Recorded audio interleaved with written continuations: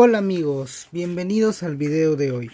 En el video de hoy, como ya había quedado pendiente, vamos a hablar acerca del libro de La caída de Velasco, lucha política y crisis del régimen. Aquí está, aquí lo tenemos, ¿no? Era un video que había quedado pendiente y bueno, el día de hoy lo vamos a realizar. La caída de Velasco y la lucha política y crisis del régimen es el libro del historiador Antonio Zapata. ¿De acuerdo? Es un libro bastante bueno que de hecho en el canal ya lo hemos recomendado en varias ocasiones, y el día de hoy pues vamos a hablar acerca del libro de la caída de Velasco y muchas otras cosas referentes pues al gobierno de Juan Velasco Alvarado y al gobierno revolucionario de las Fuerzas Armadas. Bueno, comencemos con el video de hoy. Bueno, cuando se habla de Juan Velasco Alvarado tenemos que saber de que se está hablando de una de las figuras quizás más polémicas, más controversiales, ¿no? Y más peculiares de la historia peruana. Todo lo que envuelve a Juan Velasco Alvarado es algo bastante interesante. El régimen en general, ¿no? Y también por supuesto lo que se llamó el gobierno revolucionario de las Fuerzas Armadas. El momento en el que Juan Velasco Alvarado da el golpe de estado en octubre de 1968 cambia la historia peruana. Le da un giro totalmente grande, ¿no? Le da un giro totalmente chocante que termina por afectar por completo a la historia peruana. Y por ello la figura del general Juan Velasco Alvarado hasta el día de hoy causa pues bifurcaciones, polémicas y toda clase de debates, ¿no? Se habla mucho de Juan Velasco Alvarado, ¿no? Algunos dicen que quiso llevar al Perú a las sendas del comunismo.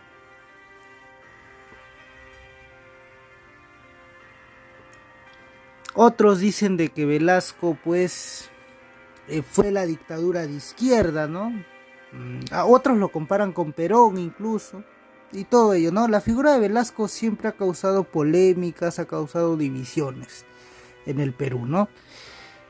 Por ello se dice de que su gobierno marca un antes y después en la historia peruana. Y bueno, aquí tenemos el libro del historiador Antonio Zapata, La caída de Velasco, lucha política y crisis del régimen, que es un libro bastante bueno y muy recomendable. Toda la bibliografía que tiene este libro nos puede ayudar bastante para entender lo que fueron los últimos años del gobierno de Juan Velasco Alvarado. Este libro es bastante bueno, ¿ya? No hay que negarlo, es buenísimo, ya que tiene pues información bastante detallada, profunda, ¿no? Muy profunda y detallada. Entonces este libro nos puede ayudar bastante para entender la caída, de por qué cayó el régimen de Juan Velasco Alvarado, cuáles fueron los motivos de la caída, del declive, de la decadencia de Juan Velasco Alvarado. Pero este libro carece de algo, adolece de algo, lamentablemente. A pesar de que es un libro bastante bueno, es bastante recomendable, sobre todo si quieres enterarte de por qué, cuáles fueron los motivos, las causas, las razones de por qué cae el gobierno de Juan Velasco Alvarado, y de esa forma tan abrupta y violenta, ¿no? Con el tacnazo en 1975. Pero como ya dije, este libro pues carece de algo, ¿no? Que es los años de auge y apogeo del régimen. Si bien es cierto, el libro nos habla de los últimos años de declive y decadencia del régimen de Juan Velasco Alvarado, no nos habla de los años, por así decirlo, dorados del régimen. No nos hablan de los años de esplendor que vivió el régimen del gobierno velasquista, ya que el libro se centra entre los años 1973 y 1975, entre el año en que Juan Velasco Alvarado cae gravemente enfermo y lo que genera un vacío de poder en el Estado, hasta 1975 con el llamado limazo y tacnazo.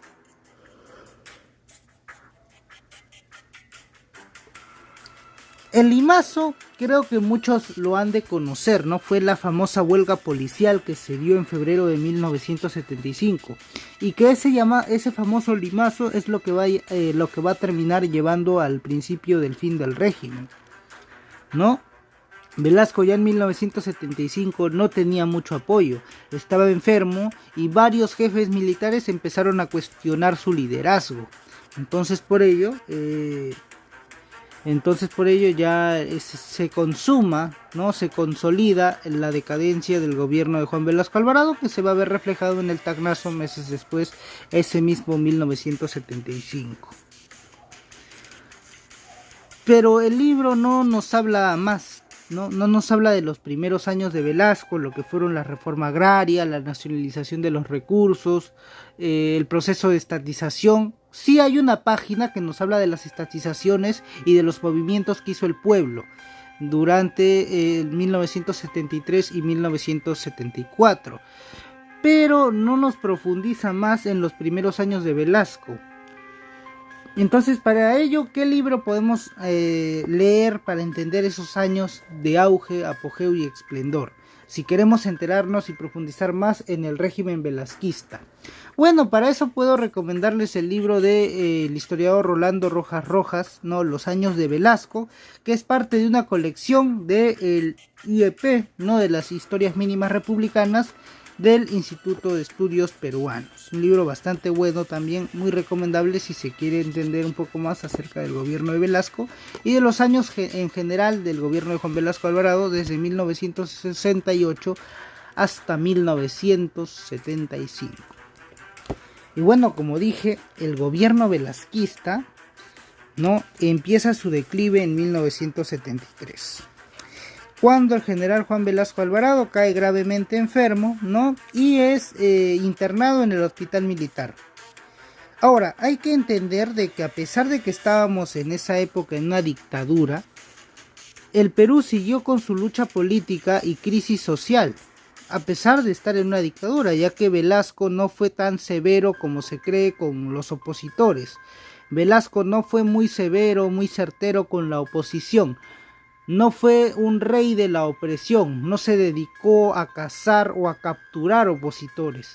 Si bien es cierto, sí se tomaron control de algunos medios de comunicación y algunas otras cosas, muchos partidos políticos, tanto de izquierda como de derecha, siguieron operando y muchos de ellos eran opositores al régimen velasquista. Por ello, la dictadura de Velasco se podría definir como una dictadura blanda, ya que los partidos políticos seguían operando bajo la mesa. El régimen velasquista comenzaba a tambalear frente a sus enemigos en el momento en que cae gravemente enfermo Velasco. Recordemos que Velasco pues era un dictador y como tal su presencia era imprescindible en las decisiones de Estado. Al caer gravemente enfermo se produce un vacío de poder en el Estado peruano, que en ese tiempo estaba completamente militarizado, ¿no? El Estado peruano se había militarizado entre 1968 y 1972. Durante esos años se habían dado algunas leyes, algunas reformas, como por ejemplo la reforma agraria, la repartición de tierras a los campesinos, se habían creado las famosas cooperativas y también se había dado la estatización de empresas y otras instituciones, además de la nacionalización de los recursos y otra clase de decisiones que, bueno, son muy cuestionadas, ¿no? Se le refutan mucho a Velasco el hecho de haber nacionalizado los recursos y todo ello. Y bueno, eso es parte, ¿no? de lo que se conoce como el régimen velasquista, ¿no? Fue un régimen abiertamente nacionalista, ¿no? Pero al mismo tiempo fue blando. Porque, como vuelvo a decir, los partidos políticos siguieron operando y la oposición también siguió operando abiertamente. A pesar de que Velasco trató de tomar algunas medidas, pero no se respetaban del todo. Y entonces comienza la lucha interna dentro del Estado, ¿no? Dentro de las propias instituciones. A ver, cuando Velasco cae enfermo, muchos militares comienzan a cuestionar su figura. Comienzan a preguntarse si valía la pena seguir apoyando a Juan Velasco Alvarado. Y entonces se da una división dentro de las Fuerzas Armadas. las Fuerzas Armadas se fragmentan, se dividen en varios bandos y facciones y comienzan a pelear entre sí por tener el poder. Entre 1973 y 1974 las cosas van a estar bastante movidas dentro de las Fuerzas Armadas. Según en el estudio de Lisa North, que está mencionada en el libro de La caída de Velasco, lucha política y crisis del régimen, nos hablan de 5 grupos que se van formando, que van a estar peleando entre sí por llegar al poder, ¿no? Estos grupos se van a sumergir en fuertes disputas, conflictos, ¿no? Y constantes enfrentamientos entre sí, ¿no? Se da un choque ideológico dentro de las Fuerzas Armadas, un choque ideológico bastante fuerte, ¿no? Estas disputas, estos conflictos, estas rencillas entre militares va a causar que se desestabilice completamente el Estado. Y estos 5 grupos, según Lisa North, eran pues 5. El primer grupo era el grupo más conocido, ¿no? El cual se menciona en casi siempre, se menciona que hubo este famoso grupo, que era el grupo de los reformistas progresistas. Este era el grupo más radical y se podría decir que era el grupo de izquierda que tenía las Fuerzas Armadas. Este grupo estaba en constante conflicto con la ultraderecha, que era representada por integrantes de la Marina de Guerra del Perú. Y es que para nadie es un secreto que en 1973 Velasco, con la primera institución con la que va a romper relaciones completamente, es con la Marina. Y ya después se van a dar algunas conspiraciones y algunas especulaciones. Pero ahí está. Se dan estas pugnas, estas rencillas y se forman estas facciones que van a estar peleando entre sí por tener el poder. El grupo de los progresistas y reformistas era aquel grupo que estaba de acuerdo con las reformas y decisiones que tomaba Velasco. No estuvieron de acuerdo con la reforma agraria, estuvieron de acuerdo con la nacionalización de los recursos, incluso querían seguir en el poder, ¿no? Querían seguir teniendo el control absoluto. Y por otro lado teníamos el grupo de los reformistas moderados, que eran un grupo, vamos a decir, también eran del grupo de los que estaban a favor de las reformas, pero no eran un grupo tan severo ni tan drástico, no eran un grupo de pensamiento tan radical como si lo eran los progresistas. Y por el otro lado teníamos a la ultraderecha, ¿no? Que pues era el grupo que defendía los intereses de las empresas privadas, de los gremios empresariales, de los sectores privados. Y por el otro lado teníamos al grupo de la derecha moderada, ¿no? De la derecha moderada. Y por último teníamos otro grupito que era el grupo más numeroso, curiosamente. El grupo más numeroso dentro de esta lucha interna no era ni el grupo de los progresistas ni el grupo de los ultraderechistas, sino el grupo de los moderados, el grupo que era de centro, ¿no? Y en ese grupo, en el grupo de centro, que eran los más numerosos, estaba Francisco Morales Bermúdez. Así es, si el nombre le suena es porque en 1975 va a ser precisamente Morales Bermúdez quien va a terminar derrocando a Velasco en agosto de 1975. Y entre 1973 y 1974 se van a dar bastantes problemas internos dentro del Perú, a tal punto de que en esa época se comenzaron a dar ciertos atentados terroristas, ciertos ataques a jefes militares y a distintos líderes que estaban apoyando a Juan Velasco Alvarado.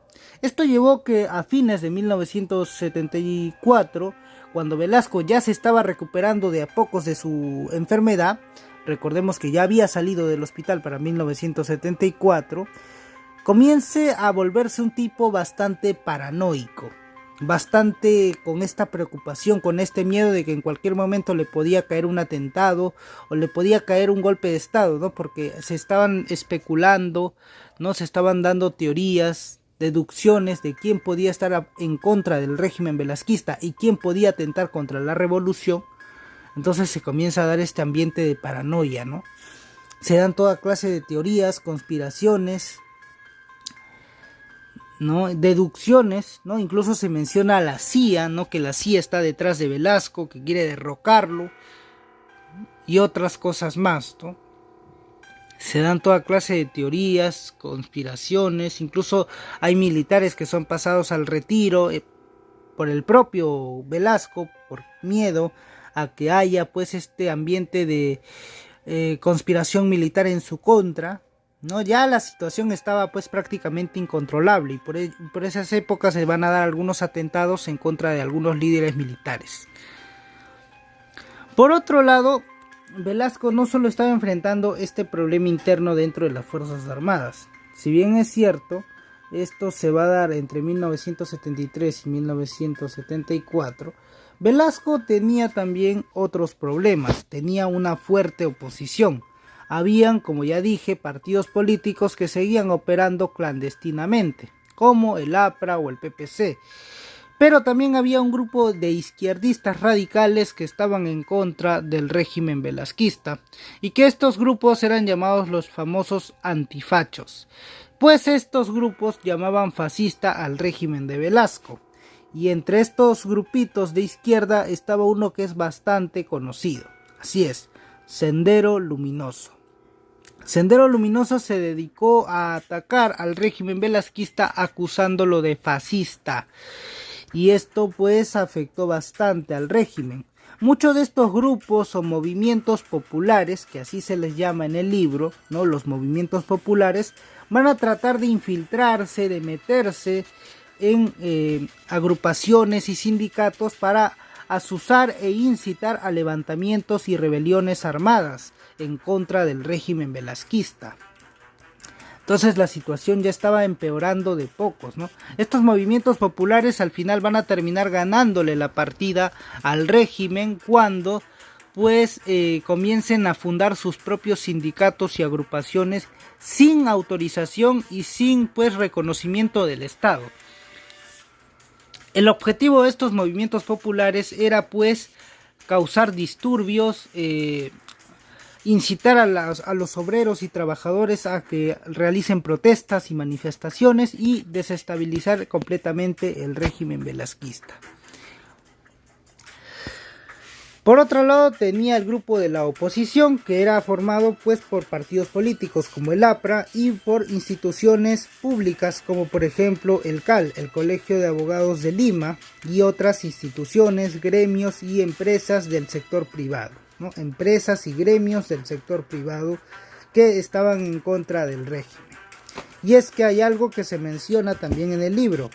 Velasco nunca le pudo ganar la partida a la oposición desde el primer día, ya que esta oposición, que era pues el grupo del sector privado, de las empresas y de los gremios, estaba pues en otra posición, en una posición más poderosa. ¿Por qué? Porque estos grupos de poder, esta gente, este núcleo de la oligarquía, dominaba pues las inversiones extranjeras. Y en un país como el Perú era importante, era fundamental, era elemental tener apoyo de la inversión extranjera. Velasco, como ya sabemos, se dedicó a nacionalizar y a estatizar todos los recursos que tuvo a su alcance. Pero faltaba el otro factor, el factor de la inversión extranjera. Y esa inversión extranjera solo iba a llegar de mano de los capitalistas, es decir, de manos de pues el sector privado, ¿no? De los gremios, de las empresas, ¿no? Del sector empresarial, que era pues liderado por el núcleo de la oligarquía, de la élite de esa época. Entonces en ese aspecto Velasco nunca ganó la batalla.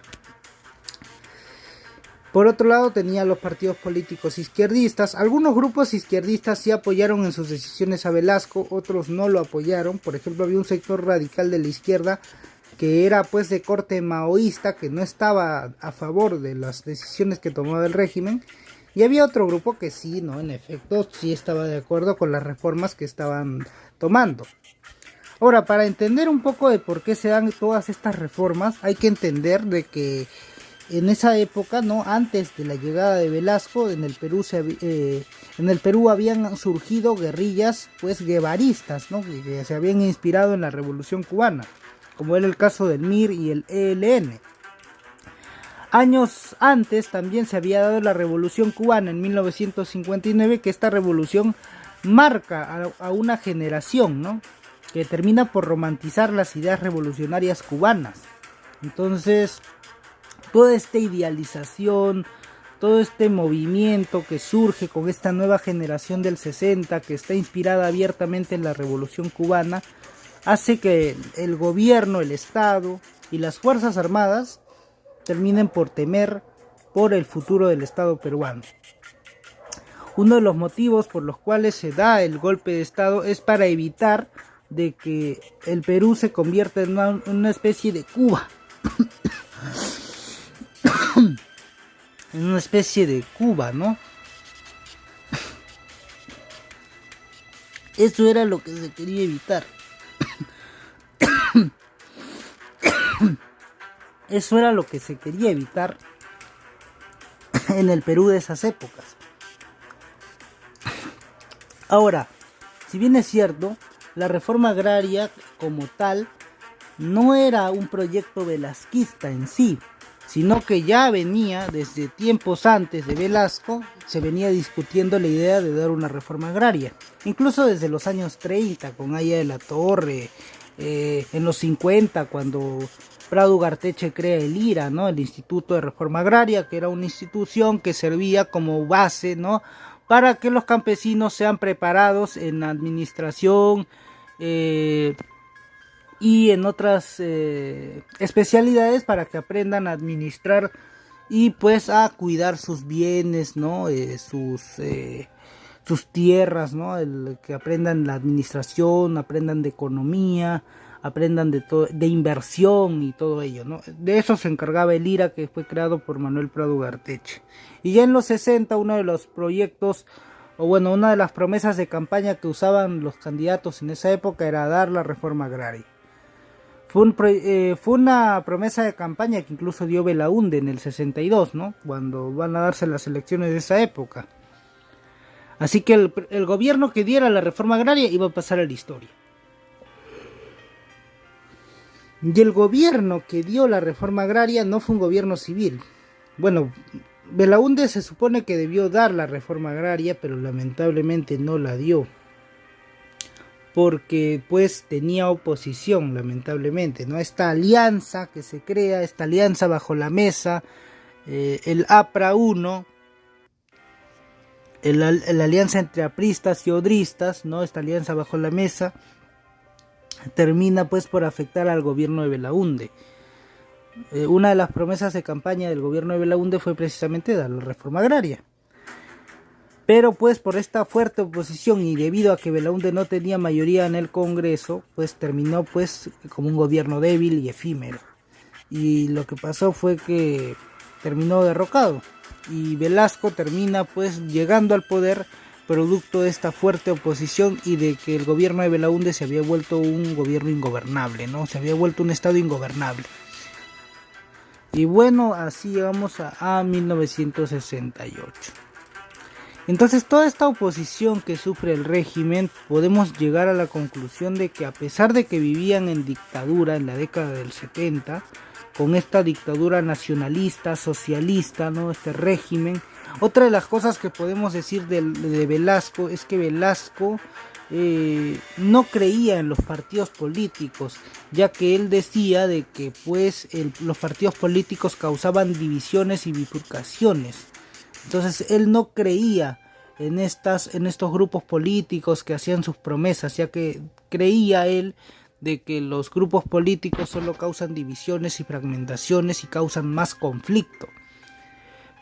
Porque él tenía pues más proyectos. De hecho, si no hubiera sido por la enfermedad, Velasco tenía proyecto de quedarse aún más tiempo en el poder para consumar lo que él llamaba la famosa revolución peruana. Y de hecho tenía militares que sí lo apoyaban, ¿no? Estos militares progresistas. Sin embargo, debido a su enfermedad y debido pues a que a causa de la enfermedad se vuelve un tipo más aislado, más solitario, ¿no?, más amargado de su vida, ¿no? Recordemos que Velasco era un militar y como tal pues tenía este vigor, esta fuerza, ¿no? Esta fuerza en el físico y todo esto, ¿no? Y al caer gravemente enfermo se termina convirtiendo pues en una persona bastante amarga, bastante pues bastante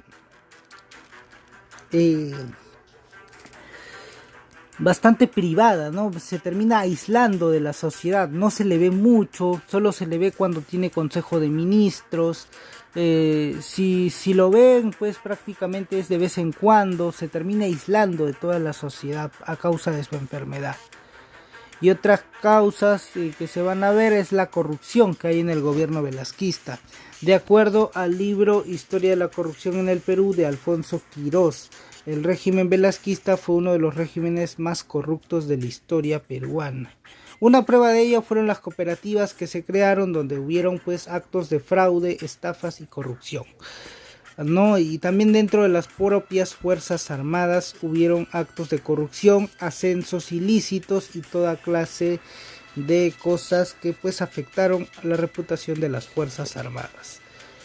Y bueno, todo esto se menciona en el libro de Antonio Zapata, La caída de Velasco, lucha política y crisis del régimen. Como dice el título, este gobierno, más que una dictadura, a pesar de haber estado en una dictadura en la década del 70, también fue una época de crisis, fue una época de bastante, ¿cómo podemos decirlo?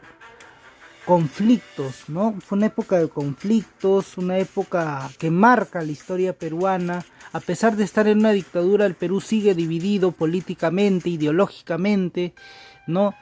Una de las cosas que se menciona en el libro también es que esta clase dominante, esta oligarquía seguía viviendo pues aislada, como una especie de isla, y no quería ver la realidad que estaba pasando en las provincias del interior, ¿no? En las provincias del interior se pedían la igualdad, la reforma agraria, y pues la sociedad, no, esta clase alta, esta élite dominante, se negaba a ver la realidad del Perú, ¿no? Y esto es una consecuencia pues que afecta al Perú años después, durante la época del terrorismo. Cuando aparece por primera vez Sendero Luminoso, los primeros que son afectados son las provincias del interior, el pueblo, ¿no? Que sufre estos arrasamientos, estas masacres, estas barbaries, ¿no? Estos actos barbáricos, estas masacres, atrocidades que se ven en la época del terrorismo en las provincias del interior, principalmente en la zona de Ayacucho, Huancavelica y todo eso, toda esa zona, ¿no? Y bueno, a todo ello se tuvo que enfrentar el régimen velasquista, ¿no? A las oposiciones, no solo políticas, sino también ideológicas, a la oposición económica también de parte de la oligarquía, de la élite y todo ello. A todo ello se tuvo que enfrentar el régimen velasquista, y podemos llegar a la conclusión de que, a pesar de haber estado en una dictadura, el Perú seguía estando dividido política y ideológicamente, y de que seguía sumergido en una lucha constante, una lucha política, crisis social y crisis económica.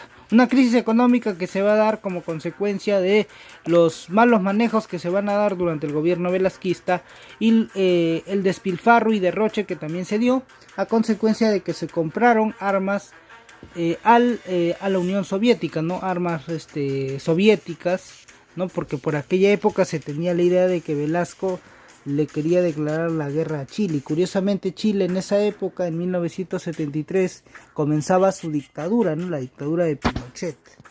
Entonces también eso se menciona en el libro.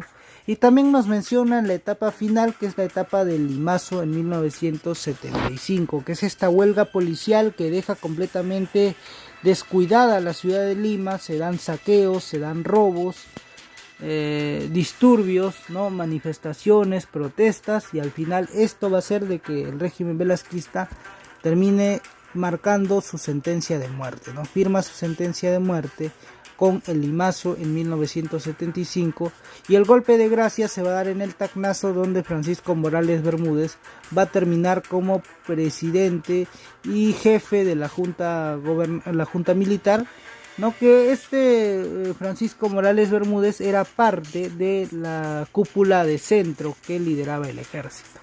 Y esta cúpula de centro es precisamente la que tiene esta idea de retornar a elecciones libres y regresar al sistema democrático, ¿no? Porque otras de las oposiciones que tenía Velasco eran las del APRA, por ejemplo, que decía de que en efecto estaba bien dar reformas para el pueblo, pero que era necesario complementarlas con elecciones libres. Esto era lo que decía Haya de la Torre en sus discursos en 1973 y 1974. Por otro lado, tenemos otras clases de conflictos, ¿no? Para Velasco, por ejemplo, el APRA era un partido caduco y desfasado, que pues se acomodaba a su conveniencia. Pero todo esto se vio pues en esos años de lucha interna, ¿no? Todo este conflicto, todas estas rencillas van a llevar a la caída del régimen velasquista. Y 2 años después Velasco pues moriría en diciembre de 1977. Sin lugar a dudas, la figura de Velasco es una de las figuras más interesantes que ha tenido la historia peruana, ¿no? El régimen velasquista ha marcado a la historia del Perú y eso es algo innegable. Y bueno, para cerrar, no se olviden de leer el libro del historiador Antonio Zapata, La caída de Velasco. Como ya les dije, pueden leer también el libro de Rolando Rojas, Los años de Velasco, de la colección de historias mínimas republicanas del Instituto de Estudios Peruanos. Y bueno, hasta aquí el video de hoy. Espero que les haya gustado, les resulte informativo. Gracias, hasta la próxima.